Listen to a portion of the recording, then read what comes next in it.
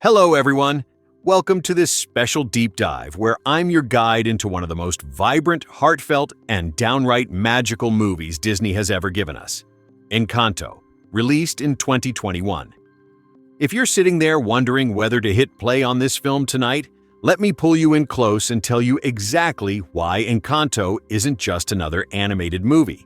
It's an experience you owe yourself, your family, and anyone who loves stories that make you laugh, sing, and feel seen.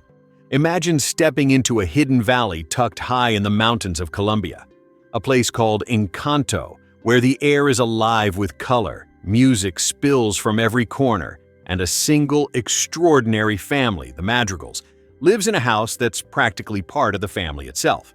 This house, known as Casita, moves, shifts, and responds to the people inside it. It's warm, welcoming, and full of life. The Madrigals have been blessed by a miracle, a gift that grants magical abilities to nearly every member of the family, helping them care for their community in ways that feel both wondrous and deeply human. At the center of it all is Mirabel Madrigal, the one person in her family who didn't receive a magical gift.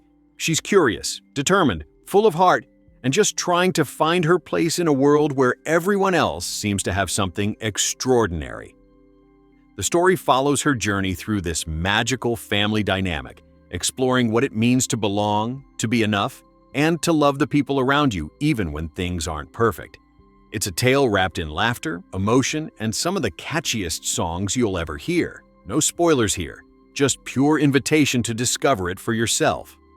What makes Encanto so special starts with the incredible team behind it. Directed by Byron Howard and Jared Bush, with co-director Charisse Castro-Smith, this is the same creative force that brought us Tangled, Zootopia, and parts of Moana. After finishing Zootopia, they wanted to make a musical centered on a big extended family, drawing from their own experiences of large gatherings, love, and the occasional chaos. They brought in Lin-Manuel Miranda for the songs, and the moment he joined, everything clicked. Miranda, the genius behind Hamilton, In the Heights, and Moana's music, infused Encanto with rhythms from across Latin America, vallenato, cumbia, salsa, reggaeton, and more. The production was a labor of love for authenticity. The filmmakers formed a Colombian cultural trust, consulting experts, musicians, architects, and botanists. They traveled to places like Bogota, Cartagena, Salento, and Barichara to soak in the architecture, landscapes, food, music, and everyday life. They studied Colombian magical realism, the way ordinary life blends with wonder, and even consulted therapists to get family dynamics right. The result is a film that feels like a warm embrace of Colombian culture, celebrating its colors, patterns, food, dances, and spirit without ever feeling like a tourist brochure. The budget for Encanto landed between $120 and $150 million, a fitting investment for a film with over 800 people working on it, including 108 animators who poured heart into every frame. The runtime is 102 minutes, perfect for one sitting that leaves you humming and smiling long after. Now, let's talk about the voice cast, because these performances bring the magic to life. Stephanie Beatriz voices Mirabel with such warmth and relatability, she's the every girl who makes you root for her instantly. María Cecilia Botero brings depth and strength as Abuela Alma, the family's wise and protective matriarch. John Leguizamo lends his incredible energy to Bruno, while Mauro Castillo voices Felix with pure joy. Jessica Darrow gives Luisa a powerful, grounded presence. Diane Guerrero brings elegance to Isabella. Carolina Gaitan and Angie Cepeda capture Pepa and Julieta beautifully. Wilmer Valderrama as Agustin adds humor and heart. Renzi Feliz as Camilo brings playful charm. Ravi Cabot-Conyers as Little Antonio is adorable. Adasa as Dolores has that perfect mix of sweetness and mischief, and Maluma voices Mariano with charisma. Even small roles shine, like Olga Merediz singing for Abuela and Alan Tudyk voicing Pico the Toucan. The characters are so vividly drawn. You've got Luisa, the super strong sister who carries the weight of the world, literally. Isabella, the seemingly perfect one surrounded by beautiful flowers. Pepa, whose emotions literally change the weather. Julieta, who heals with her cooking. Camilo, the shapeshifter full of fun. Dolores, who hears everything. Antonio, the youngest discovering his gift, and Abuela Alma, holding everything together with love and expectation. Every family member feels real, flawed, loving, complicated, and that's what makes the story resonate so deeply. And then there's the music. Oh, the music. Lin-Manuel Miranda wrote 8 original songs that blend Latin genres with Broadway energy. The soundtrack was produced with Mike Elizondo, Jermaine Franco, and others, and it's a masterpiece. You've got The Family Madrigal, an upbeat introduction that bursts with energy and introduces everyone in one glorious rush. Waiting on a Miracle, Mirabel's heartfelt plea. Surface Pressure, Luisa's powerful anthem about carrying too much. We don't talk about Bruno, the viral sensation that took over the world with its catchy rhythm, layered voices, and unforgettable storytelling. What Else Can I Do? A blooming celebration of growth. Dos Oruguitas, a tender, emotional ballad in Spanish sung by Sebastian Yatra. All of You, the big family number that brings everyone together. And Colombia, Mi Encanto, a love letter to the country performed by Carlos Vives. These songs don't just play, they live in your head. We Don't Talk About Bruno hit #1 on the Billboard Hot 100, stayed there for weeks, and became the longest-running #1 Disney song ever. The whole album topped the Billboard 200 for 9 weeks, a rare feat. Every song charted, making Encanto the first Disney film with multiple top 10 hits. It's music that makes you want to dance, cry, and sing along at the top of your lungs. Encanto opened in theaters on November 24, 2021, and while its initial box office was around $256 million worldwide, solid but impacted by the pandemic, it exploded on Disney Plus starting December 24, 2021. It racked up billions of minutes watched, topped streaming charts, and became a cultural phenomenon. TikTok trends went wild with over 11.5 billion views. Merchandise flew off shelves. It sparked conversations about family pressures, self-worth, intergenerational strength, and even neurodiversity. Critics loved it. 92% on Rotten Tomatoes, praised for its heart, music, animation, and representation. It won the Oscar for Best Animated Feature at the 94th Academy Awards, plus nominations for Best Original Score, Jermaine Franco, the first Latina nominated in that category, and Best Original Song for Dos Oruguitas. It swept the Golden Globes, BAFTAs, Annie Awards, and Grammys for soundtracks and songs. This movie is a love letter to Latin families and Colombian culture, showing diverse body types, intergenerational love, and the beauty of imperfection. It's funny for kids, meaningful for adults, and uplifting for everyone. It reminds us that you're enough just as you are, that family is messy but worth it, and that magic lives in the everyday. So grab some popcorn, gather your loved ones, and press play on Encanto. Let Casita welcome you in. Let the songs take over. Let Mirabel's story remind you of your own. Trust me, you won't just watch it. You'll feel it, sing it, and carry it with you long after the credits roll. Picture this. You're curled up on the couch, maybe with your family, maybe by yourself after a long day, and you need something that feels warm, funny, uplifting, and just a little bit magical. That's exactly what Encanto delivers. It's not just a kids' movie. It's a story for anyone who's ever felt like they don't quite fit, who's ever carried invisible pressure, who's ever loved a big, loud, complicated family even when they drive you crazy. And trust me when I say this, if you haven't seen it yet, you're missing out on something really special. So let me walk you through exactly why Encanto deserves a spot in your watch list tonight. And I'll share every little detail I can so you feel completely ready to press play. We start in the Colombian countryside, high in the mountains, in a magical valley called Encanto. For generations, one family, the Madrigals, has been blessed by a miracle. A glowing candle appeared years ago, and from that moment on, almost every child in the family receives a unique magical gift on the day they turn 5. The gift helps the family serve and protect their entire community. The house they live in, lovingly called Casita, is alive. It moves its tiles, opens its doors, adjusts its walls, basically acts like another loving and slightly nosy family member. Now, the heart of the story is Mirabel Madrigal, the middle daughter who, unlike everyone else, did not receive a gift when it was her turn. No glowing door appeared for her, no special power. She's surrounded by super strength, weather control, healing food, shape-shifting, super hearing, animal communication, and perfect beauty. But Mirabel? She's just Mirabel. Smart, kind, observant, a little clumsy, full of love, and determined to prove she belongs anyway. Her journey is the emotional core of the film, and it's told with so much humor, heart, and honesty that you can't help but cheer for her. The director duo is Byron Howard and Jared Bush. Yes, the same brilliant minds behind Tangled and Zootopia. They teamed up with co-director and co-writer Charisse Castro-Smith, who brought incredible cultural insight and emotional depth. After wrapping Zootopia, Byron and Jared knew they wanted their next project to be a musical, and they wanted it to center on a large, loving, sometimes chaotic extended family.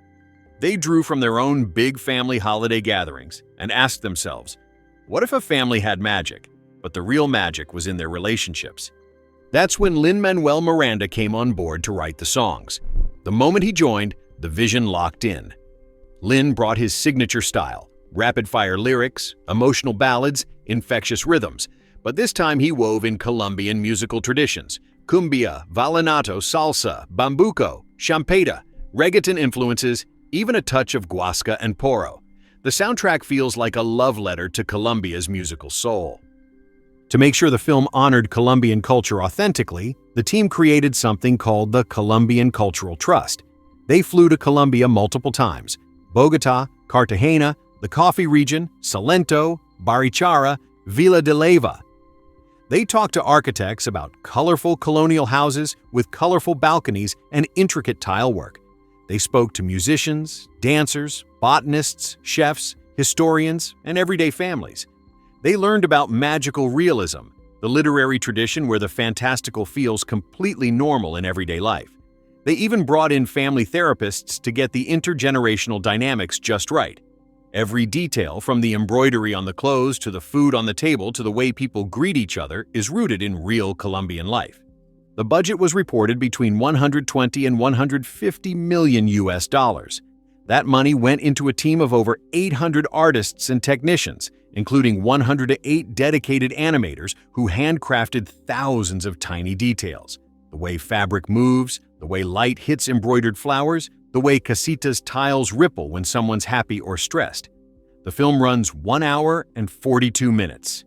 102 minutes of pure joy that flies by. The voice cast is phenomenal. Stephanie Beatriz, you know her as Rosa from Brooklyn Nine-Nine, voices Mirabel with such warmth, vulnerability, and fire. You believe every single emotion she feels. María Cecilia Botero is Abuela Alma, the strong, loving, sometimes overly protective grandmother who carries the weight of the miracle on her shoulders. John Leguizamo brings charm and mystery to Bruno. Carolina Gaitan and Mauro Castillo are electric as Pepa and Felix, the weather-controlling aunt and her endlessly supportive husband. Jessica Darrow gives Luisa, the super-strong sister, a powerful, soulful voice that makes you feel every ounce of her exhaustion. Diane Guerrero is graceful and layered as Isabella. Wilmer Valderrama is hilarious and heartfelt as Agustin. Adasa brings sweet mischief to Dolores. Renzi Feliz is playful as Camilo. Ravi Cabot-Conyers is adorable as little Antonio. Maluma voices Mariano with smooth charisma. Angie Chapeta is warm as Julieta. And even the smaller roles, like Olga Merediz singing for Abuela Alma and Alan Tudyk as the Tucan Pico, are perfect. Now, the music. Oh man, the music. Lin-Manuel Miranda wrote 8 original songs, and every single one lands. The Family Madrigal is this fast, joyful, information-packed opener that introduces the whole family in under 4 minutes. You'll be humming it for days. Waiting on a Miracle is Mirabel's quiet, aching wish for her moment. Surface Pressure is Luisa's raw, rock-influenced cry about carrying too much. It hits hard. We Don't Talk About Bruno became a global phenomenon. Layered, catchy, dramatic, hilarious, and impossible not to sing along to. What Else Can I Do is Isabella's blooming, liberating explosion of color and self-discovery. Dos Oruguitas is a gentle, tear-jerking Spanish ballad about love and letting go. All of You is the big, hopeful family reunion song. And Colombia Mi Encanto is Carlos Vives singing a joyful tribute to the country itself. The soundtrack debuted at number 1 on the Billboard 200 and stayed there for 9 non-consecutive weeks. We Don't Talk About Bruno, topped the Hot 100 for 8 weeks, the longest-running #1 Disney song in history. Every song on the album charted. It won a Grammy for Best Compilation Soundtrack for Visual Media, and Dos Oruguitas was nominated for Best Original Song at the Oscars. Visually, Encanto is stunning. The color palette explodes with pinks, yellows, blues, greens, drawn from Colombian flowers, textiles, and architecture. The clothes are asymmetrical and embroidered with personal symbols that connect family members. Casita is a living, breathing character. Its doors, stairs, and furniture react to emotions. The background is full of capybaras, butterflies, toucans, coatis, jaguars, and lush vegetation. The choreography blends traditional Colombian folk dances with contemporary flair. The lighting shifts subtly to mirror the mood, golden when things are hopeful, shadowy when tension builds. Encanto premiered in theaters on November 24, 2021. Box office was impacted by the pandemic. It earned about $256 million worldwide. But then Disney Plus released it on December 24, 2021, and everything changed. It became one of the most streamed films ever, racking up billions of viewing minutes. TikTok exploded with fan edits, dance challenges, and memes. Over 11 billion views tagged #Encanto at one point. Merch sold out everywhere. Schools and families started quoting lines and singing songs together. Critics gave it massive love. 92% on Rotten Tomatoes praised for its representation, emotional depth, music, and animation. It won the Academy Award for Best Animated Feature at the 2022 Oscars. Germaine Franco became the first Latina nominated for Best Original Score. Dos Oruguitas got a Best Original Song nomination. It swept the Golden Globes, BAFTAs, Critics' Choice, Annie Awards, and more. But beyond the awards, Encanto speaks to something deeper. It celebrates Colombian and Latinx culture without stereotypes. It shows different body types, skin tones, hair textures. It explores intergenerational trauma, perfectionism, people-pleasing, burnout, sibling dynamics, and the pressure to be gifted or enough.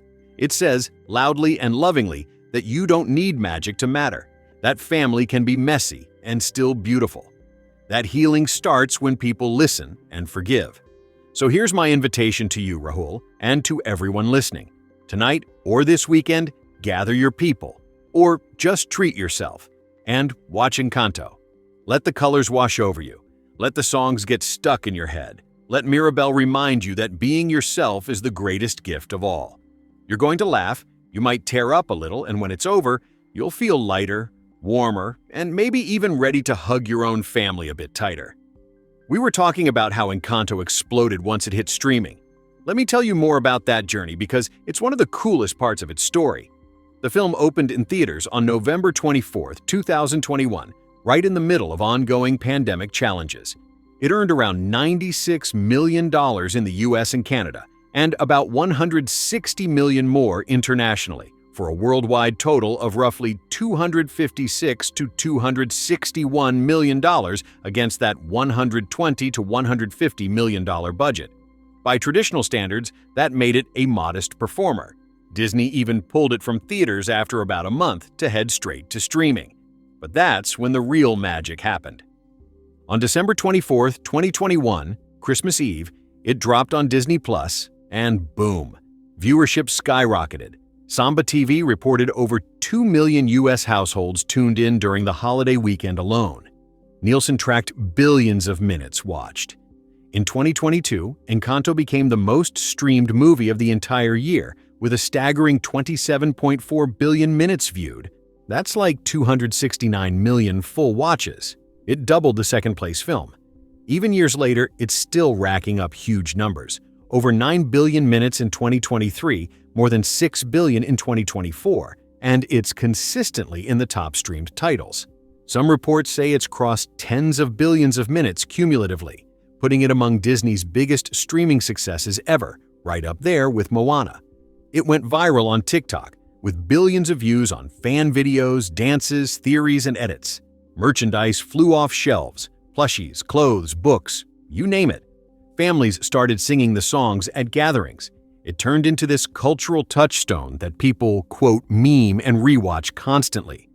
And the reason it connected so deeply? Beyond the catchy tunes and stunning visuals, Encanto dives into real, relatable family stuff. It explores how expectations from older generations can weigh on younger ones, how everyone has their own struggles even if they look gifted or perfect on the outside, and how true strength comes from understanding, listening, and supporting each other. It's wrapped in magical realism, inspired by Colombian literary traditions where wonder blends seamlessly into daily life. So the magic feels earned and emotional, not just flashy. Behind the scenes, the team went all out for authenticity.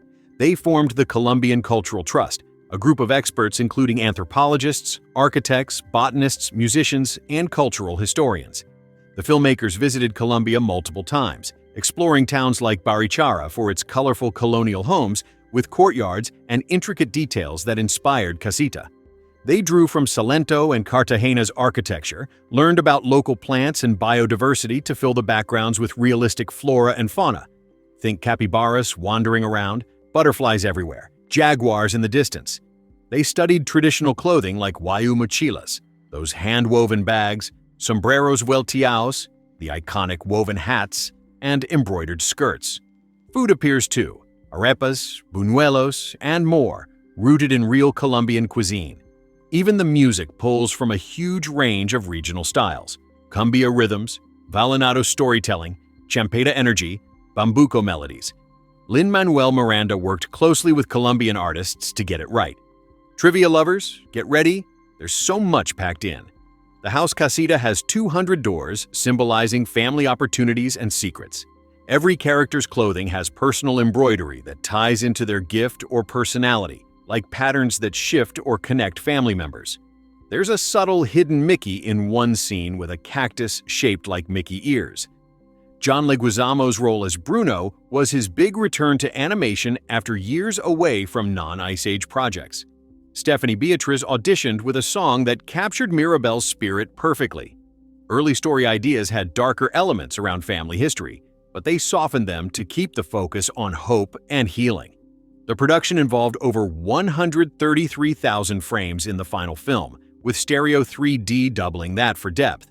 It took 3 to 5 years total, like most big animated features, but the research trips and trust consultations added extra layers. Awards-wise, Encanto cleaned up. It won Best Animated Feature at the 94th Academy Awards, beating strong contenders. It got Oscar nods for Best Original Score, Germaine Franco, historic as the first Latina nominee there, and Best Original Song, Dos Oruguitas. Golden Globes, Best Animated Feature win. BAFTAs, Best Animated Film. Annie Awards, multiple wins out of 9 nominations. Critics' Choice, People's Choice, and more. Rotten Tomatoes sits at 92% critic score, with audiences loving it even more. What keeps people coming back? It's funny without being mean, emotional without being heavy, celebratory of Latinx and specifically Colombian culture in a positive, stereotype-free way. It shows diverse skin tones, body types, hair textures, and family roles naturally. It talks about mental health subtly, pressure, anxiety, feeling unseen, while staying family-friendly. Kids love the magic and songs. Adults connect with the deeper themes of belonging and forgiveness. So, if you're in Satna or anywhere else, grab your headphones or speakers, cue up Encanto on Disney+, and let it transport you. Sing along to We Don't Talk About Bruno until your voice gives out. Feel the warmth of Casita welcoming you. Root for Mirabel as she figures out her place. It's 102 minutes that will leave you smiling, maybe a little teary, and definitely humming for days. One of the quietest but most powerful things Encanto does is show a family that is genuinely large and multi-generational, without ever feeling overcrowded on screen. You have 3 generations living under one roof. Abuela Alma leading with quiet strength, her children and their spouses bringing their own personalities and gifts, and then the grandchildren each adding their own flavor. The way the film balances all those voices is masterful. No one character dominates for too long. Instead, the story lets every family member have a moment to shine, to reveal their inner world, and to show how their gift, or lack of one, affects them personally. It's a beautiful reminder that in real families, everyone carries something unique, even if it's not obvious or flashy. Speaking of the house itself, Casita deserves its own applause. The animators treated it like a living, breathing member of the Madrigal clan. When the family is happy, the tiles sparkle and the furniture gently sways. When tension rises, the walls creak, doors hesitate, stairs shift just a little. It's subtle, but those tiny animations make you feel the house's emotions right along with the people inside. The production designers studied real Colombian homes, those vibrant, multi-room colonial-style houses with open courtyards, colorful tiles, and wooden shutters, and then added that extra layer of personality. Every room reflects its owner's gift. Bright and blooming for Isabella, sturdy and grounded for Luisa, cozy and animal-filled for Antonio. It's world-building done with heart. The humor in Encanto lands so perfectly because it's never cruel. It's the kind of gentle, observational comedy that comes from knowing your family inside out. The way Agustin trips over everything because he's clumsy but tries so hard. The way Pepa's clouds appear the second her mood shifts. The way Dolores whispers everything because she hears too much and can't help but react. These little quirks make the characters feel like people you already know, people you could sit down with at a family dinner and laugh about later. And the animation itself, it's lush in a way that feels almost tactile. The colors are so rich, you can almost taste the fruit, smell the coffee, feel the warmth of the sun on the valley. The team used a technique called stylized realism, where they exaggerated certain elements, like the exaggerated expressiveness of faces and the dramatic movement of hair and fabric, but kept the physics grounded enough that it never feels cartoonish. Hair especially was a huge focus. Mirabel's curls bounce naturally, Isabella's long waves flow like water, Camillo's shifts feel seamless. They even developed new tools to simulate how embroidered fabric catches light differently depending on the thread and pattern. Every frame is packed with care. Now let's linger a bit longer on the cultural celebration because this is where Encanto really stands out. Colombia is one of the most biodiverse countries on Earth, and you see that biodiversity everywhere in the background. Exotic birds, lush ferns, colorful butterflies, even a glimpse of the Andes Mountains framing the valley. The clothing draws from real traditions. Ruana ponchos, embroidered blouses, alpargata shoes, and those beautiful hand-woven accessories. Food shows up naturally.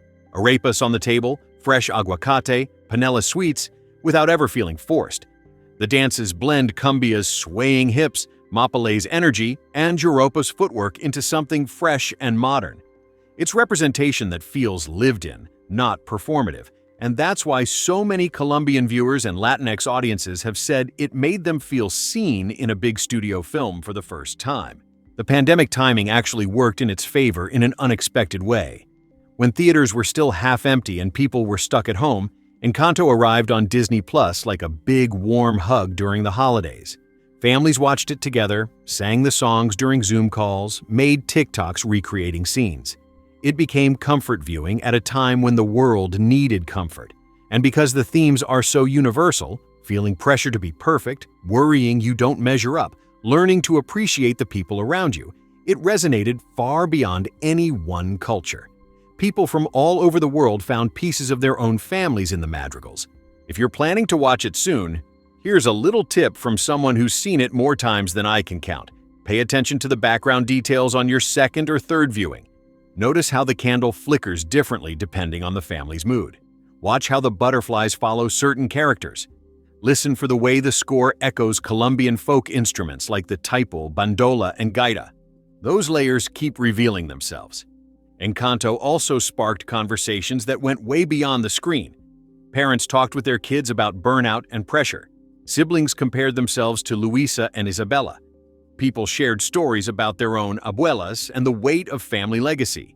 Therapists even started recommending it as a gentle way to discuss intergenerational patterns. It's rare for an animated musical to do that, to entertain brilliantly while quietly opening doors to deeper talks. So, wherever you are right now, maybe sipping chai in the morning light in Satna, imagine this. You hit play, the opening notes of The Family Madrigal burst through your speakers, and suddenly you're in that colorful valley with Mirabel, rooting for her every step. The songs will get stuck in your head, in the best way. The laughs will come easy, and by the end you'll probably feel a little more hopeful about your own messy, beautiful life and the people in it. One of the things that makes Encanto so rewatchable is how cleverly it plants little emotional breadcrumbs throughout the story. You might catch them on the first viewing, but on repeat watches, they hit even harder. The way Mirabel's expressions shift when she watches her family use their gifts. There's pride mixed with that quiet ache of wondering where she fits. The small glances Abuela gives when she's proud but worried. The way Felix always knows exactly when to pull Pepa into a dance or crack a joke to lighten her storm.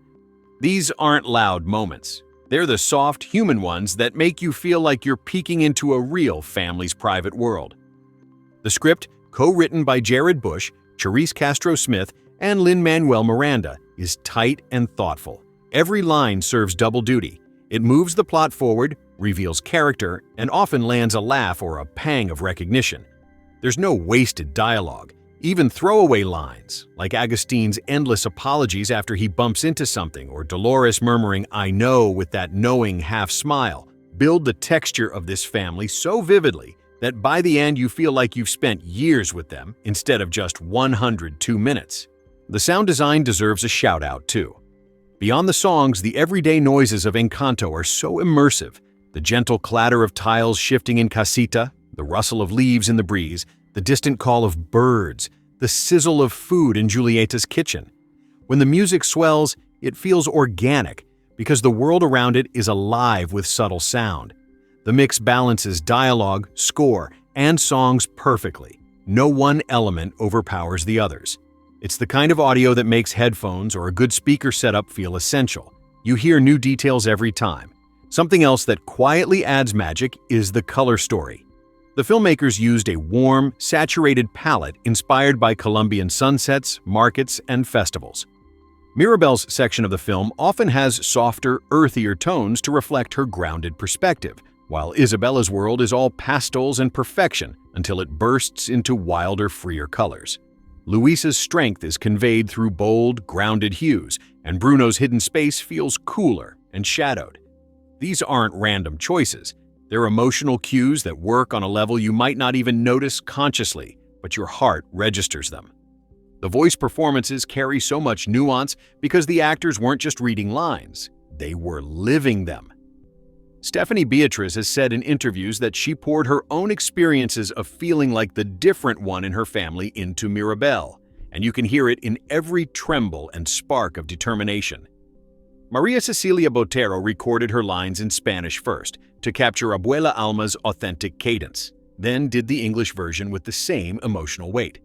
The bilingual approach, keeping certain phrases and the entire dos oruguitas in Spanish, honors the culture without ever making it feel like an afterthought. And let's talk about how Encanto handles its themes without ever preaching. It never says, "family is important" in big capital letters. It shows it through actions. When someone is struggling, another family member notices and steps in. Not perfectly, not always successfully, but with love. The resolution comes from listening, from saying the hard things out loud, from choosing forgiveness over blame. It's hopeful without being saccharine, realistic without being cynical. That's a delicate balance, and the film nails it. For anyone who loves behind-the-scenes stories, the making of featurettes and documentaries are gold. You'll see the research trips, filmmakers walking through real Colombian streets, tasting arepas at street vendors, learning to dance cumbia, sitting with musicians playing tipple and accordion. You'll hear how they redesigned casita dozens of times until it felt like the perfect home. You'll catch glimpses of the animators hand-drawing embroidery patterns that actually mean something to the characters wearing them. It's inspiring to see how much intention went into every corner of this world. Years after release, Encanto still inspires fan art, cover songs, cosplay at conventions, school plays, and family sing-alongs.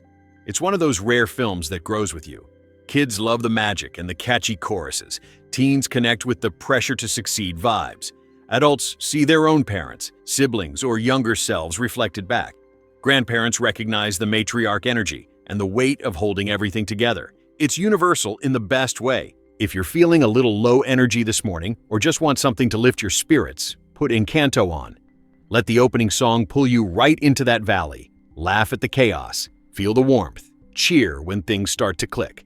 By the time the credits roll and you hear that final triumphant note, I promise you'll feel a little lighter, a little more connected, to the story, to the people around you, maybe even to parts of yourself you hadn't checked in with lately. Encanto isn't about having a gift that makes you special. It's about realizing you're already special, gift or no gift. because of the love you give and receive. That's the real miracle, and this movie wraps it up in colors, music, and heart so beautifully that it stays with you long after you've left the valley. One of the sweetest things about Encanto is how it treats silence and small gestures as powerfully as the big musical numbers. Think about the moments when no one is singing, when Mirabel is quietly watching her family from the edges, or when she slips into a room and the camera lingers on her face for just a beat longer than usual. Those quiet seconds carry so much: hope, doubt, determination, love. The animators and editors knew exactly when to let the visuals and the performances breathe, and it makes the louder, more explosive scenes land even harder. It's a reminder that real emotion doesn't always need words or music. Sometimes a look, a hand reaching out, or a door left slightly ajar says everything. The character design is another layer that keeps revealing itself. Every madrigal has a silhouette you can recognize from a mile away. Mirabel's round glasses, practical skirt, and that embroidered chameleon on her blouse, subtle nod to her observant, adaptable nature. Isabella's flowing hair and perfect posture that slowly loosens as she grows. Luisa's broad shoulders and the way her ruana sits heavy like she's literally carrying the world. Bruno's wild curls and hunched posture from years in hiding. Even the kids, Antonio with his little explorer outfit, Camilo's constantly shifting expressions, feel distinct yet unmistakably part of the same bloodline. The wardrobe team didn't just make pretty clothes, they made clothes that tell stories. And the food, oh, the food! Julietta's gift is healing through cooking, and every dish she makes looks so inviting you can practically smell it through the screen. Fresh arepas with cheese melting over the edges, buñuelos dusted with sugar, bandeja paisa elements in the background, tropical fruits piled high. The animators studied real Colombian home cooking to get the textures right. The golden crisp on the outside of an arepa, the steam rising from a fresh empanada, the glossy shine on a piece of mango. It's mouthwatering, but more than that, it's comforting. Food in this movie isn't just fuel. It's love made visible, a way to fix what's broken inside and out. Something I always notice on rewatches is how the valley itself feels protected yet alive. The Encanto, the enchantment, isn't just the candle or the gifts, it's the whole hidden place. Mountains cradle it like arms, rivers wind through it, flowers bloom in impossible colors. There's a sense that this valley chose the madrigals as much as the miracle chose them. The background artists filled every frame with life. Butterflies drifting past windows, coyotes scampering along walls, parrots calling from trees. It's never static. Even when the story gets tense, the world keeps moving gently around the characters, like nature itself is whispering that things will be okay. The film's pacing is another quiet, genius move. It starts fast and joyful to pull you in, slows down for the emotional beats so you can really feel them, then builds back up to that cathartic, everyone together finale. You never feel rushed through the heart stuff, and you never feel bored during the setup. It's structured like one of those perfect family meals. Appetizers that excite you, main course that's rich and satisfying, dessert that leaves you smiling. If you've got little ones around, or if you're watching with nieces, nephews, cousins, Encanto becomes even more special. Kids pick up on the magic immediately. The glowing doors, the animals talking to Antonio, the house doing its own little dances. But they also absorb the message without realizing it. That it's okay if you don't have the coolest talent. That asking for help is brave. That families argue, but they also come back together. I've heard so many parents say their children started talking more openly about feeling left out or pressured after watching it. That's powerful stuff for a movie that never once lectures. For grown-ups, the layers go even deeper. You start seeing your own abuela in Alma's worried eyes, your own sibling rivalries in Isabella and Luisa's dynamic, your own quiet fears in Mirabel's determination to prove herself. You notice how Felix is the emotional anchor for Pepa, how Agustin's clumsiness is matched only by his endless affection. You see how Bruno's absence created a wound that the whole family carried without fully acknowledging it. And when reconciliation happens, it's not magic wand simple. It's earned through messy, honest, loving effort. That's what makes the ending feel so earned and so good. The legacy of Encanto keeps growing in small, beautiful ways. Teachers use the songs in classrooms to teach Spanish pronunciation or rhythm. Therapists reference the family dynamics in sessions about generational patterns. Choreographers create full routines to the soundtrack. Cover artists on YouTube and TikTok keep reinterpreting the music in every genre imaginable: jazz versions, acoustic covers, metal remixes. It's become one of those cultural artifacts that people return to when they need a reset, a reminder, or just a really good cry and laugh combo. So here's what I want for you this morning, Rahul. Whenever the mood strikes, maybe later today when the house is quiet, or tonight when the day's winding down, find a comfortable spot, maybe with a warm drink, and let Encanto play. Don't rush it. Let the colors fill the room. Let the songs wrap around you like a blanket. Pay attention to the way your own heart reacts to certain lines or certain glances on screen. You might laugh louder than you expected, or feel that little tug in your chest at exactly the right moment. And when it's over, you'll probably sit there for a second, just smiling at nothing in particular, feeling a bit more whole. This movie is a gift that keeps giving because it doesn't demand anything from you except to show up as you are. No special power required, just your attention, your heart, and maybe a willingness to sing off-key if the mood hits.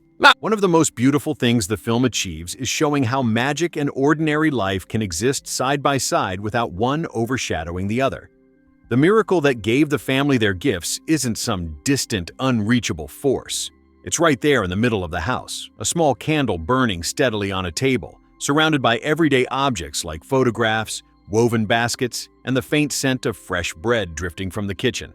That candle flickers brighter when the family is united, and dimmer when cracks start to appear, but it never goes out completely. It's a quiet, constant reminder that even when things feel uncertain, something warm and hopeful is still holding everything together.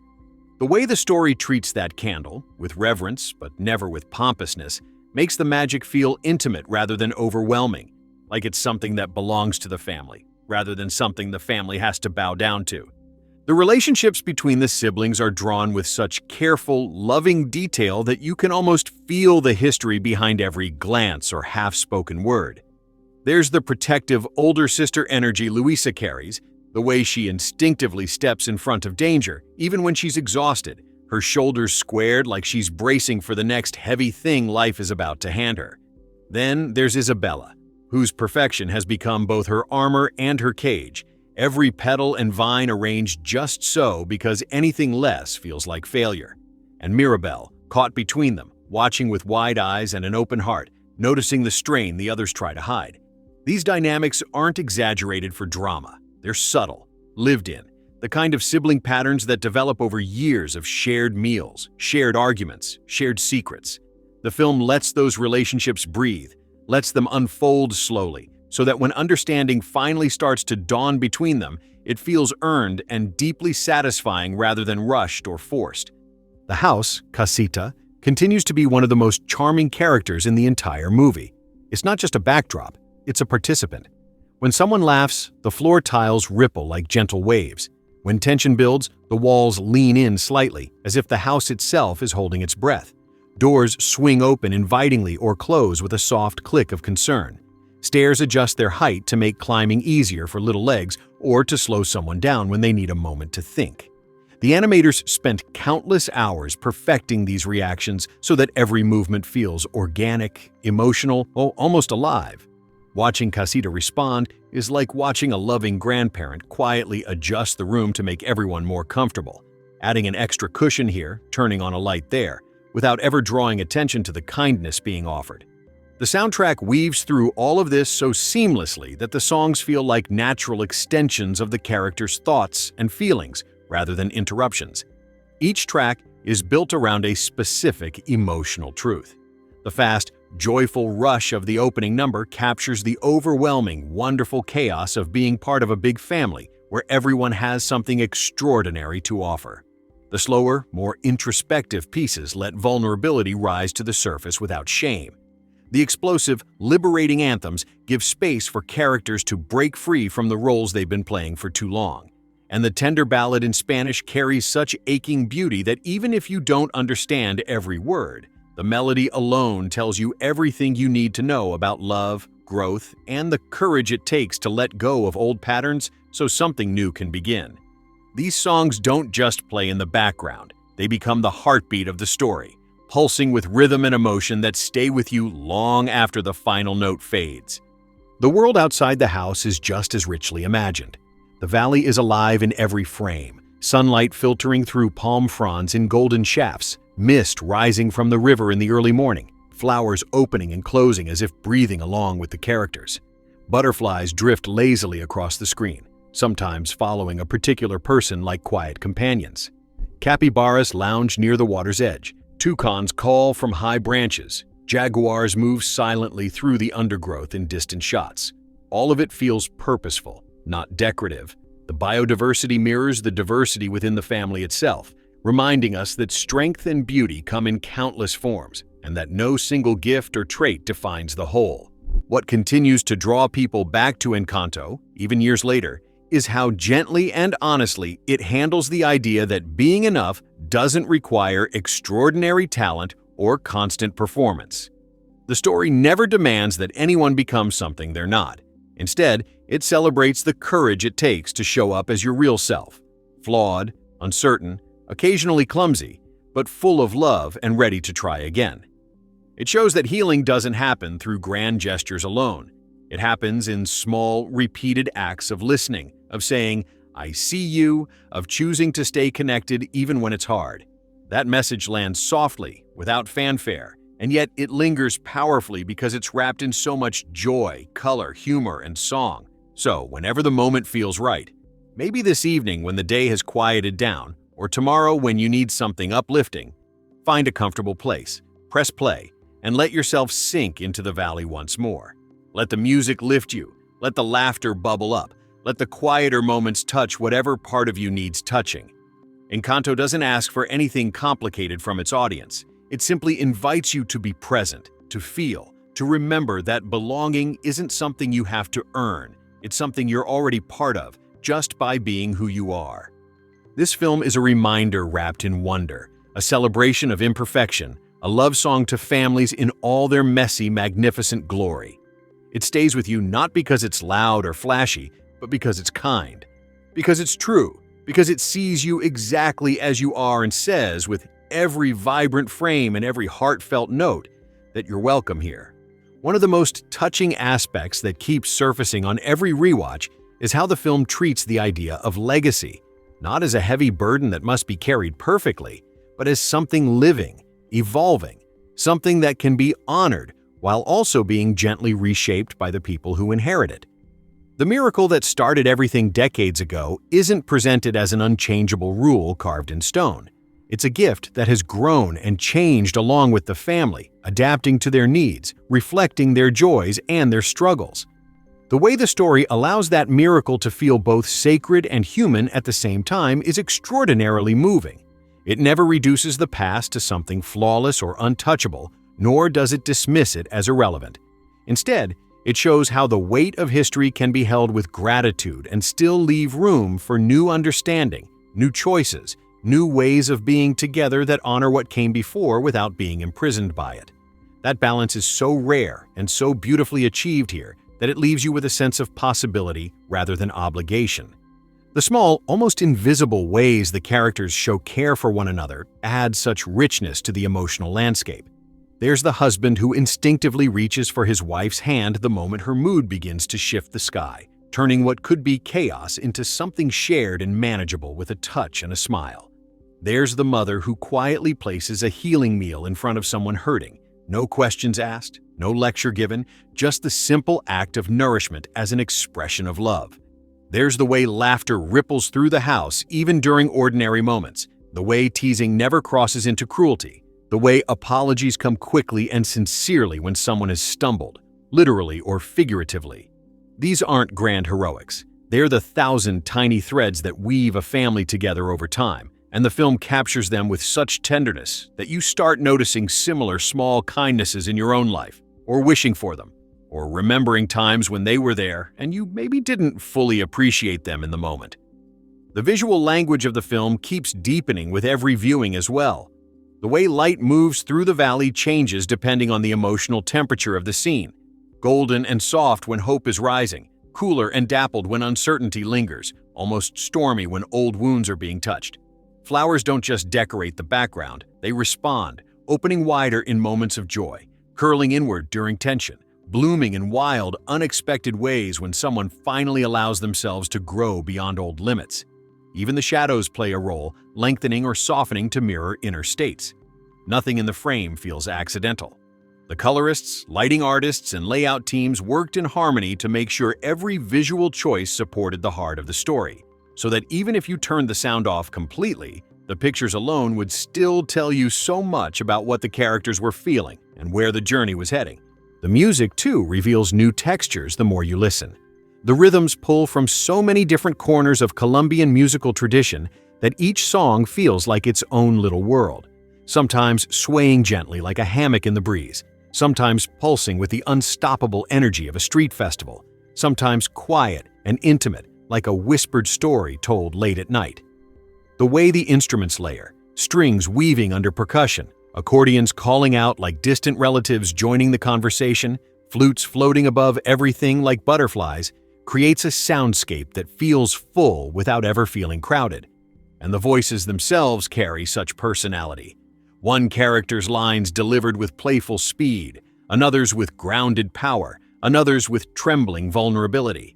When those voices come together in harmony, especially in the moments when the whole family sings as one, it's impossible not to feel a swell of something hopeful and communal, as if the song itself is mending whatever was frayed. What makes Encanto linger so long in the heart is that it never pretends life is simple or that families are always easy. It acknowledges the misunderstandings, the unspoken expectations, the moments when love gets tangled up with fear or habit or old pain.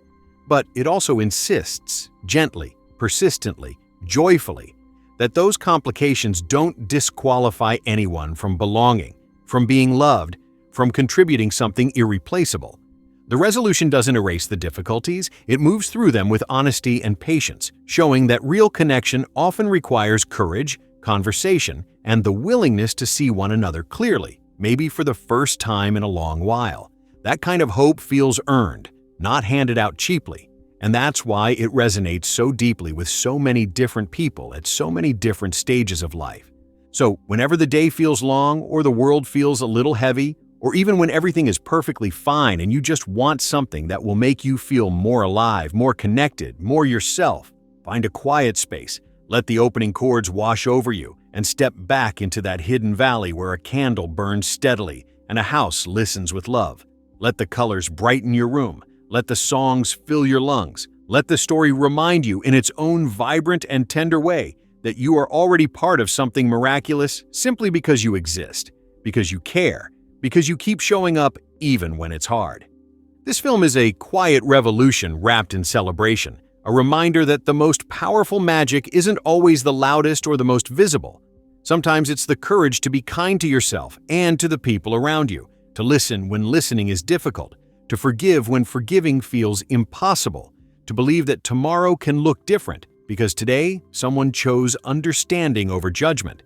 Encanto carries all of that in its heart, and it offers it to you freely, no strings attached, no prerequisites needed.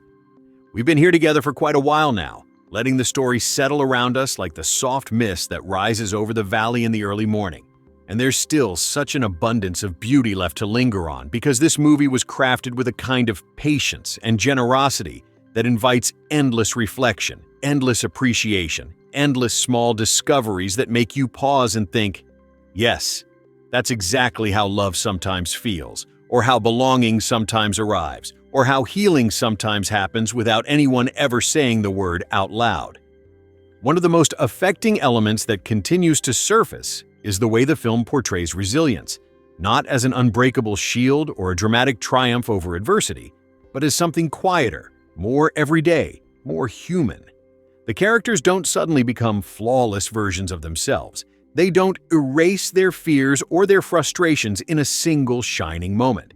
Instead, they take small, faltering steps toward one another. They admit when they've been wrong or scared or too rigid. They reach out even when their hands are shaking a little.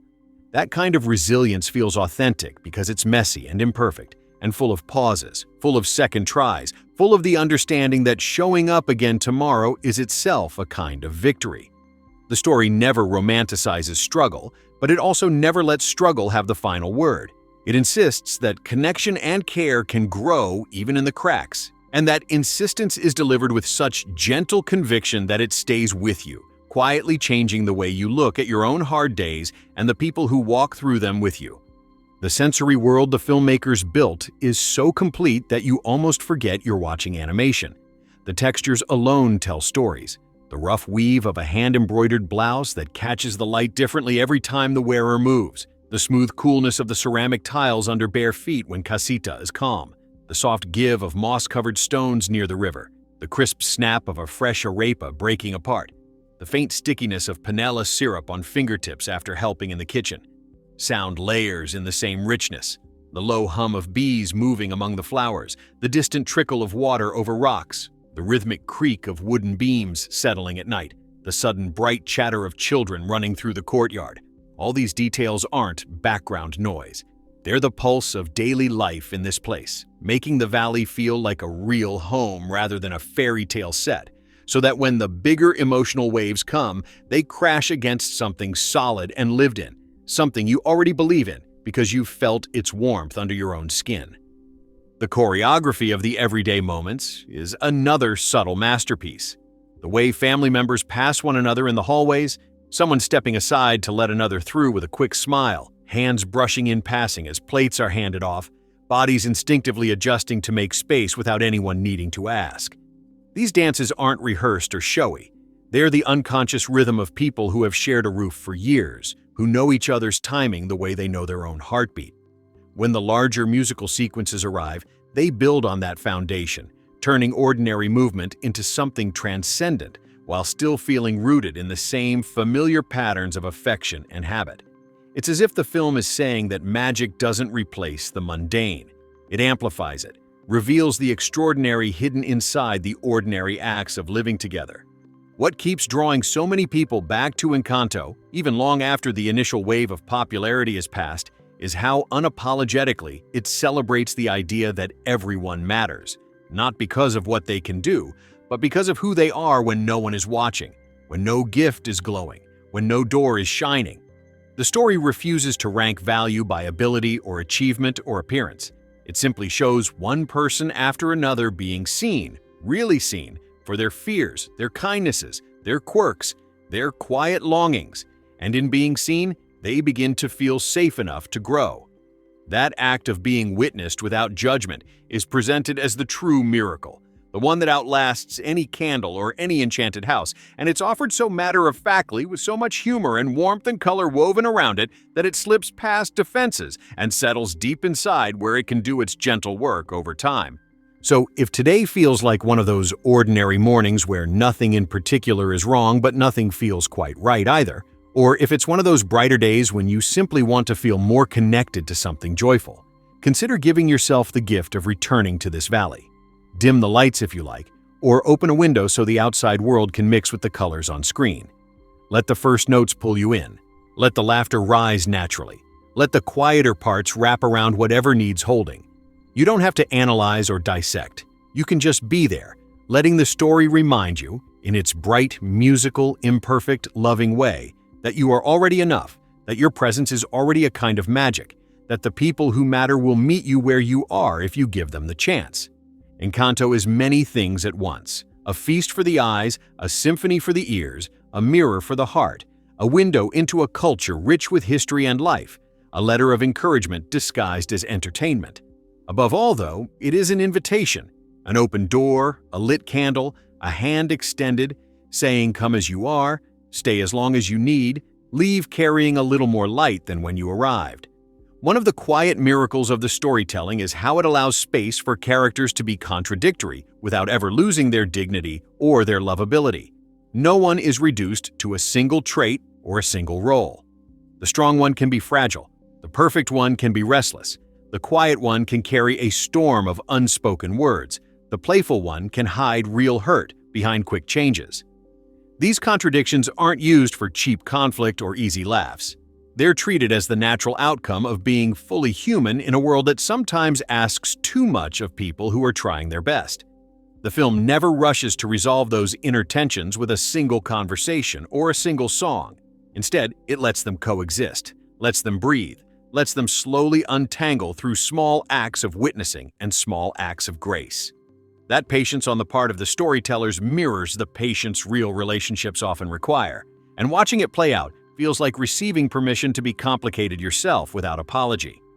The physicality of the world continues to enchant in ways that go beyond mere prettiness.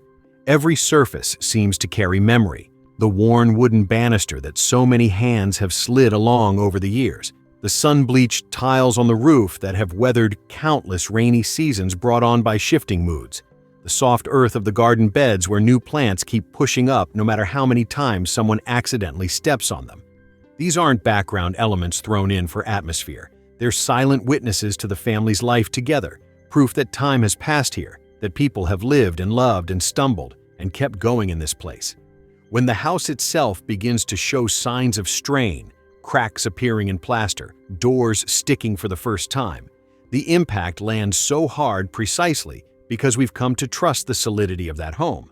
The fragility of Casita becomes a mirror for the fragility of the relationships inside it, and when repair begins, it feels monumental, not because the damage was catastrophic, but because even small fractures matter when something has been cherished for so long. The interplay between individual gifts and collective strength runs like a quiet current beneath every scene. Each power is deeply personal, tied to temperament, shaped by upbringing, limited in ways that reflect real human limits, yet none of them can function in true isolation. The one who controls weather needs someone to hold an umbrella and laugh through the rain. The one who grows perfect flowers needs soil that has been turned by stronger hands. The one who hears everything needs others to speak softly when secrets are too heavy to carry alone. The story never spells this out in bold letters. It simply shows it again and again, that gifts are beautiful, but they become meaningful only when they're offered within a web of mutual care. That idea, that no one is meant to shine alone, lands so softly, wrapped in so much vibrant movement and melody, that it can take several viewings before you realize how profoundly it has shifted something inside you. Even the smallest visual motifs carry emotional weight that accumulates over time. Butterflies appear and reappear like gentle punctuation marks, sometimes resting on a shoulder in a moment of stillness, sometimes fluttering away just out of reach, sometimes gathering in sudden abundance when joy breaks through. They never feel forced or symbolic in an obvious way. They simply belong to this ecosystem, part of the living fabric of the valley. Yet their presence quietly underscores themes of transformation, fragility, fleeting beauty, and unexpected return.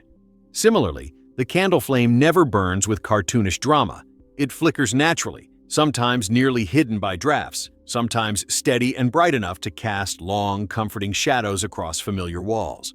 Those understated choices make the eventual moments of greater light feel truly earned, like dawn after a long night, rather than an abrupt spotlight switch.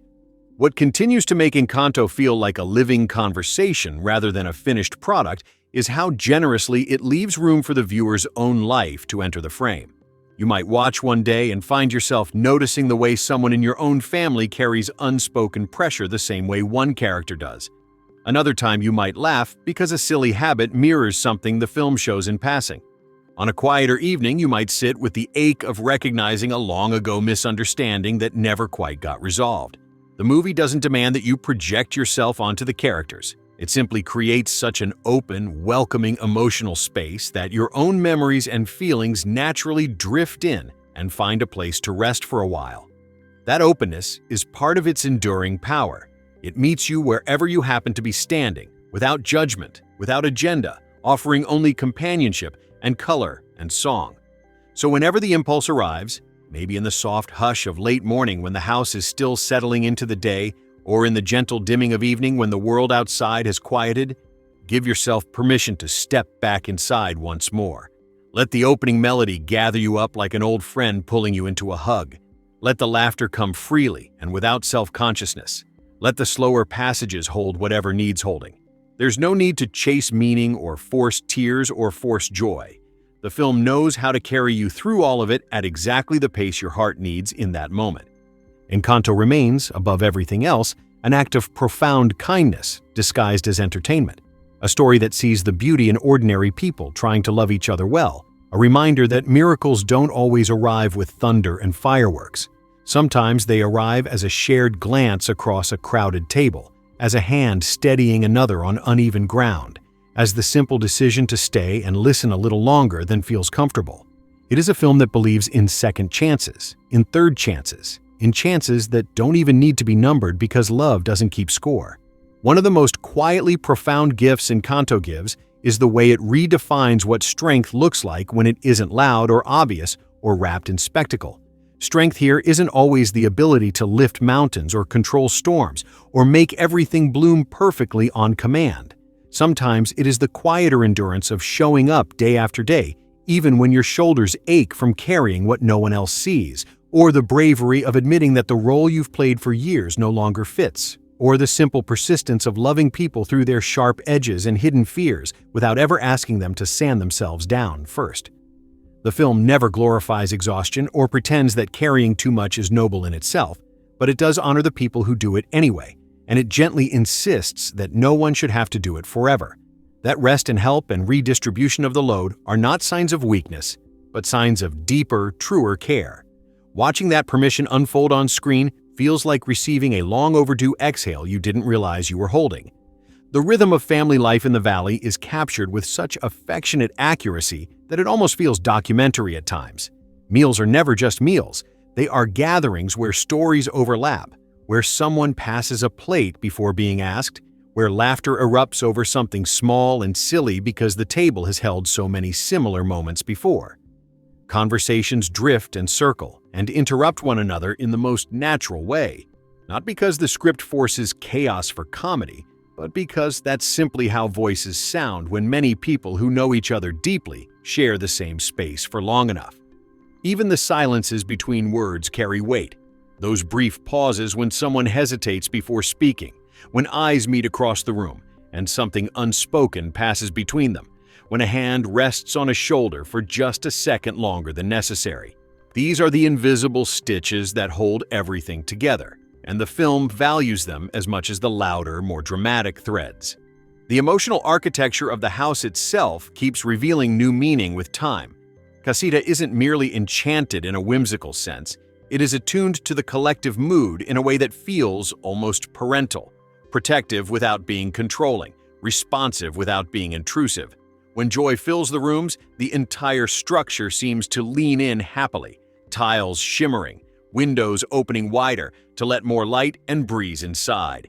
When sorrow or strain settles over the family, the walls grow quieter, the stairs steeper, the corners a little darker, as though the house is mirroring the inner weather, so no one has to carry their feelings entirely alone. That empathy built into the very architecture makes the eventual mending of both house and hearts feel inseparable. Repairing one helps repair the other, and both are acts of love rather than obligation. It's a beautiful metaphor made tangible, one that lingers long after the screen fades to black.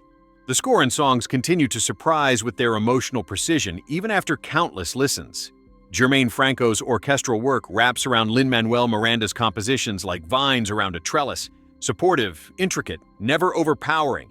A single violin line might echo a character's loneliness for just a few measures before the full ensemble sweeps in to remind them they are not alone. Percussion patterns shift subtly to match rising tension or sudden release. Woodwinds carry lightness and playfulness, while deeper strings ground the more introspective moments.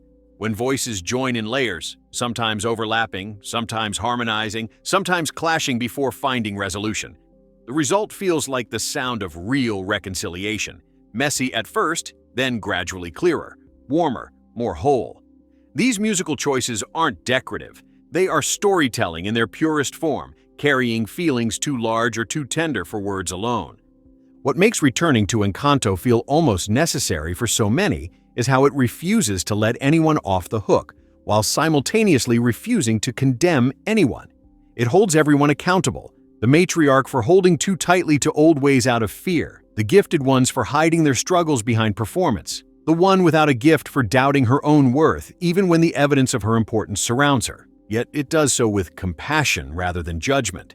No character is written off as irredeemable, no mistake is treated as final.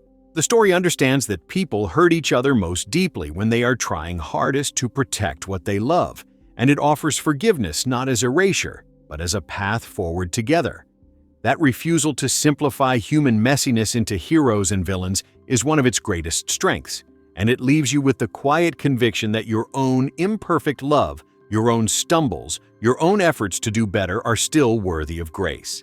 So, whenever the day stretches long, or the night feels too quiet, or even when everything is perfectly ordinary and you simply want to feel something bright and alive moving through you again, return to this valley without hesitation.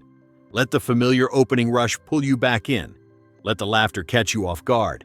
Let the slower turns settle whatever needs settling. There is no wrong way to watch, no required mood, no need to search for profound meaning if all you want is comfort or color or a few minutes of uncomplicated joy. The film meets you exactly where you stand and asks nothing more complicated than your presence. Encanto endures because it is, at its core, an extended act of kindness, an invitation to see yourself and the people around you with softer eyes, to remember that belonging isn't earned through flawless performance, but given freely through shared humanity, to trust that even when things crack, they can mend stronger if met with patience and honesty and love. It is a story that believes in the beauty of ordinary days, made extraordinary by the simple decision to keep trying, to keep listening, to keep holding space for one another. One of the deepest comforts Encanto carries is its gentle insistence that change doesn't have to be dramatic or complete or even fully visible from the outside to be real and good. The family doesn't emerge from their trials as entirely different people with every flaw polished away and every wound vanished without trace. They simply become a little more willing to see one another clearly, a little more practiced at saying what hurts instead of swallowing it, a little more open to letting someone else carry part of what they've always held alone. Those shifts are small, a softer tone in a familiar voice, a hand that lingers instead of pulling away, a laugh that comes easier because the weight pressing on someone's chest has eased just enough to let breath move freely again. Yet those small changes ripple outward, touching the house, the valley, the relationships themselves until the entire world they share feels subtly brighter, more spacious, more forgiving. The film never promises that everything will be perfect forever after. It promises only that trying together is worth it, that incremental healing counts, that love can expand to hold more without breaking if it's allowed to stretch slowly and honestly over time. The way the story handles memory is another quiet wonder that reveals itself more fully with distance. Memories in Encanto aren't frozen photographs or painful flashbacks that must be confronted in a single cathartic burst. They are living presences that move through the rooms alongside the present moment. A photograph on the wall catches light differently, depending on the mood of the day. A song fragment drifts through someone's mind and lingers in the air for a second before fading. An old habit resurfaces in a gesture or a phrase and carries with it both ache and affection at once. The past isn't something to escape or erase. It's something to walk beside, to understand better, to weave into the ongoing story without letting it dictate every next step. That approach feels so truthful to how real lives work. We carry our histories in our bodies and our homes and our glances at one another, and healing often looks less like leaving the past behind and more like learning to live in the same house with it in a kinder arrangement, where old pain can sit in a corner instead of filling every room. The sheer abundance of small joys scattered throughout keeps the emotional balance so perfectly calibrated. A child chasing a butterfly across the courtyard with pure, unselfconscious delight. A husband twirling his wife in the middle of a sudden downpour because why not dance when the rain arrives uninvited? A grandmother pausing at the top of the stairs to watch her grandchildren play, her face softening in a way she rarely allows herself to show. These flashes of uncomplicated happiness aren't there to distract from the heavier moments. They exist alongside them, reminding us that joy and sorrow can share the same space without canceling each other out, that a family can hold both laughter and tears in the same afternoon and still be whole. The film trusts its audience to feel the full range without needing constant relief or constant intensity, and that trust makes every emotion land more deeply, more authentically. Even now, years after its release, Encanto continues to find new ways to meet people exactly where they stand. Someone might watch it on a day when exhaustion feels like the only constant and find unexpected solidarity in a character who has been carrying too much for too long. Another might return to it during a season of self-doubt and hear a line or see a gesture that quietly insists they are still worthy of love even when they feel invisible. Parents might notice patterns in their own households they hadn't fully named before and start conversations that had been waiting years to begin. The movie doesn't force those recognitions. It simply creates a space generous enough that they can happen naturally, without pressure, without agenda, leaving each viewer to take away whatever piece fits in their hands at that particular moment. So whenever the pull returns, whether it's the soft gray of an overcast morning that makes you crave color, or a restless evening when nothing quite settles, or simply a sudden wish to feel held by something familiar and kind, step back into the valley without second-guessing yourself. Let the music gather you in like arms you already know. Let the laughter rise from wherever it has been waiting. Let the quieter stretches cradle whatever thoughts or feelings have been circling without words. There is no minimum requirement for watching, no correct emotional state, no need to justify why today feels like the right day to return. The story is patient. It has waited this long and will wait longer still. Encanto is, in the end, a long and loving reminder that being human is enough, that the ordinary acts of noticing, of staying, of reaching across small distances when the gap feels wide, of choosing curiosity over assumption, are where the real miracles live. It celebrates the beauty of lives that are complicated and unfinished and full of second chances, and it does so with such open-hearted joy that you can't help but feel a little more hopeful about your own unfinished, complicated, beautiful life when the credits finally roll. One of the most tender truths Encanto keeps whispering is that love within a family doesn't require anyone to be unbreakable or endlessly capable or perfectly in tune with everyone else's needs all the time. It allows for the reality that sometimes people pull away, not because they don't care, but because caring so much has left them raw and uncertain how to keep going without breaking apart. Sometimes the strongest thing a person can do is admit they are tired, that the weight has grown heavier than they let on, that they need a moment, or many moments, to simply rest in the knowledge that they are still wanted even when they cannot perform. The film never shames that vulnerability. Instead, it surrounds it with patience from the people who love them, with small gestures that say, "We're still here. Take the time you need. We'll hold the space until you're ready to step back in." Watching that kind of grace unfold feels like medicine for anyone who has ever felt guilty for not being able to keep carrying everything alone, and it arrives so softly, wrapped in so much color and melody, that it can slip past old defenses and settle somewhere deep where it can do its slow, healing work. The sensory memory of the valley stays vivid long after you've stepped away from the screen. You can almost feel the warmth of sun-baked stone underfoot in the courtyard, the faint dampness of mist that clings to leaves after a sudden shower passes, the silky brush of flower petals against fingertips when someone reaches out to steady a wilting stem. The air seems to carry scents even through the animation. Freshly ground coffee drifting from the kitchen, the sweet ripeness of tropical fruit left in a bowl on the table, the clean green smell of wet earth after rain. These details aren't there just to make the world look pretty. They make it feel inhabited, make it feel like a place where real bodies move and breathe and touch and remember.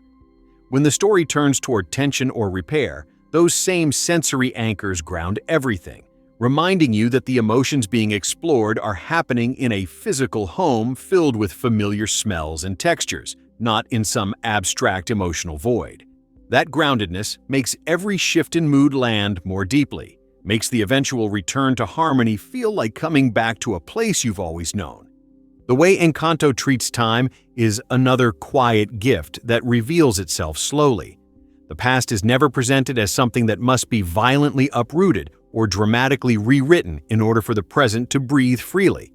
Instead, the film allows history to coexist with the now. Old photographs still hang on walls, old songs still get hummed absent-mindedly, old habits still surface in small ways, and yet it shows how those echoes can be met with new understanding rather than resignation.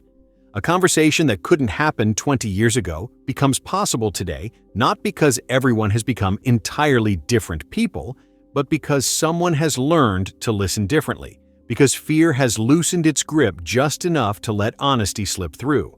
Time in this story is not an enemy to be defeated. It is a companion that brings perspective, that softens sharp edges if given room to work, that allows forgiveness and growth to arrive at their own pace rather than on demand. That patience with time feels profoundly kind, especially in a world that so often pressures quick fixes and instant transformation. Even the smallest recurring visual elements keep accumulating meaning the longer you stay with the film. A single candle flame that never quite burns the same way twice. Sometimes tall and steady, sometimes trembling at the edges, sometimes nearly lost in shadow before finding new strength. Butterflies that appear in ones and twos during quiet moments and then gather in sudden joyful swarms when understanding breaks through. The way light spills across a tiled floor in shifting patterns depending on the hour and the mood. These are not loud symbols shouting their significance. They are gentle companions that move through the story alongside the characters, offering wordless reassurance that change is happening even when it feels invisible, that beauty persists even in uncertain seasons, that small signs of life keep appearing if you keep looking.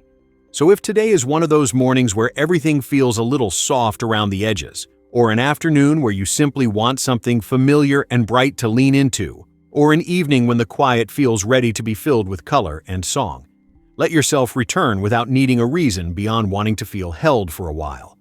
Press play and let the familiar rush of the opening carry you back. Let the laughter bubble up wherever it wants to. Let the slower passages sit with you as long as they need to. The valley doesn't demand anything from you. It simply opens its arms wider each time you step inside. Encanto remains, after everything, a long and loving exhale.